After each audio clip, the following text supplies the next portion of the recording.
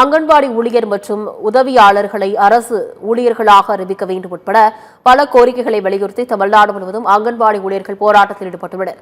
நாமக்கல் மாவட்டம் பூங்கா சாலையில் தமிழ்நாடு அங்கன்வாடி ஊழியர்கள் மற்றும் உதவியாளர் சங்கம் சார்பில் 800க்கும் மேற்பட்ட ஊழியர்கள் மறியலில் ஈடுபட்டனர்.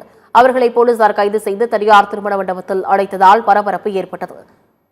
இதேபோல திருச்சி மாவட்ட ஆட்சியர் அலுவலகம் அருகே ஒருநாள் வேலைநிறுத்தத்தில் அங்கன்வாடி ஊழியர்கள் ஈடுபட்டனர். பதவி உயர்வு உள்ளிட்ட 9 அம்ச கோரிக்கைகளை வலியுறுத்தி கோஷங்களை எழுப்பினர். மறியலில் ஈடுபட்ட சுமார் 500க்கும் மேற்பட்டோர் கைது செய்யப்பட்ட நிலையில் தங்களது கோரிக்கைகளை நிறைவேற்றாவிட்டால் வரும் 27ஆம் தேதி முதல் காலவரையற்ற வேலைநிறுத்தத்தில் ஈடுபடுவோம் என்று எச்சரித்தனர்.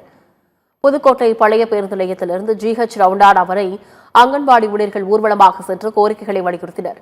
அவர்கள் சாலையில் அமர்ந்து போராட்டத்தில் ஈடுபட்டதால் போக்குவரத்து பாதிப்பு கடுமையாக பாதிக்கப்பட்டது.